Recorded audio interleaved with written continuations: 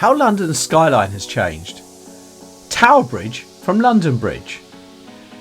I took these pictures from London Bridge in 1982 and have tried to take similar pictures in 2023 to identify what has changed. It's a lot. I will highlight the changes and provide some history, and also cover what has not changed. Please stay until the end to see all the detail. I hope you enjoy. Please like and subscribe. Thank you. Brought to you by Eclectic Experience. Change seen through images. First, this is London Bridge, seen on a modern map, and this is roughly where I was standing in 1982 and in 2023 when I took the pictures and the video. The most prominent features in 1982 were Tower Bridge and HMS Belfast, which are still in the same place in both photos, not surprisingly. Tower Bridge was finished in 1894 and has been a major feature on the River Thames ever since. The bridge looks pretty much the same. The main change, however, is the dirt. As with most things in these photos, everything is a lot cleaner now. Just to highlight the point, here is a picture from 1976 of Tower Bridge. And here is a more recent one from 2013, looking a lot cleaner and with the drawbridge raised. Moving on to HMS Belfast, a battleship, well actually a light cruiser, that saw action in World War II. It is in the same mooring and has been there since 1971. The ship itself was launched in 1938 and saw service until 1963. The only changes I can really see is that the ship looks like it's been repainted and its pier upgraded.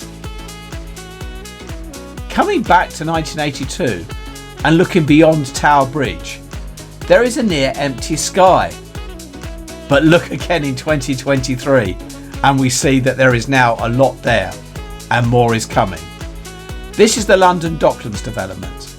The redevelopment started in the 1980s, totally transforming the then mainly derelict old dock areas.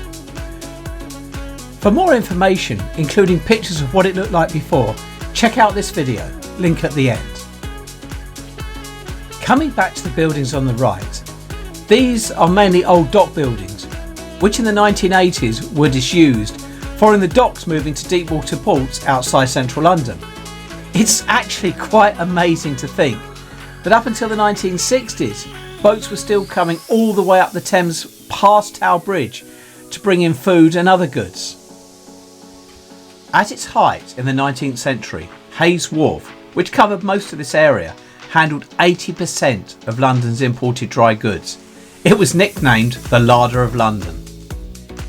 There is a lot of obvious change between the photos, especially the overall view of just how much cleaner it is now. There is also a new London Pier, London Bridge City Pier, that is used by the regular ferries that go up and down the Thames. A major difference is car parking. Incredibly, in the 1980s, cars were parked up against the Thames. In the 2020s, this is prime real estate with restaurants and a path lining the river. A prominent example of the reuse of the riverfront is Hayes Galleria. It is now a popular social area, but in 1982 it was disused warehouses. These were brought back to life in the late 1980s when it was converted into the mixed-use building we see today. Next to it, the old buildings were demolished and replaced by this huge one in front of the pier. This is the Cotton Centre. It now stands on Queen's Walk, part of the Thames path that allows walkers a great view of the river whilst walking through London.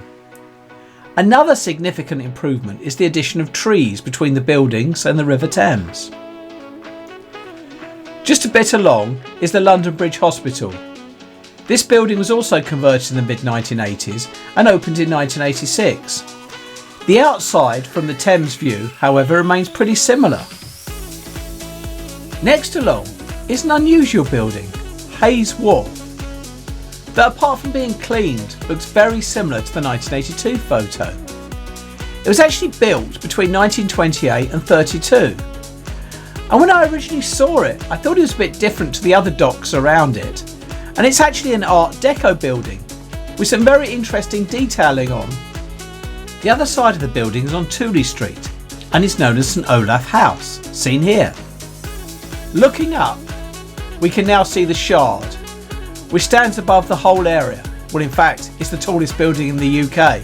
It was finished in 2012 and really dominates the skyline now. Going back to the other side of the Thames, at the far end, next to Tower Bridge, we can see the Tower of London.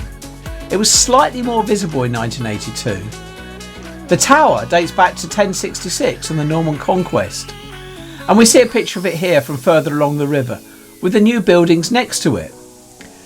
And speaking of new buildings, the two buildings right adjacent to it in the 1980s were demolished in the 2010s and replaced with these new buildings. But also look up, the City of London has massively changed above it, but that's the subject of another video. For interest, this is a less seen view of the current London Bridge and then beyond Tower Bridge. In this case, seen from under it. Being closer to the Thames provides a really different perspective to the view and the buildings that we've been looking at. London is constantly changing, but in this case it seems I was really lucky to take a picture in 1982 just before a lot of major developments occurred. The old listed buildings of Tower Bridge and the Tower of London are still there and I have to admit are looking a lot better now they've been cleaned, but the new ones and the way that some of the old buildings have been reused makes a real difference. I hope you've enjoyed the video. Please like and subscribe. This is the link I mentioned earlier to a video I did on Docklands. I'll also be aiming to make more similar videos in the future, so please subscribe for future releases. Thank you for watching Eclectic Experience, change seen through images.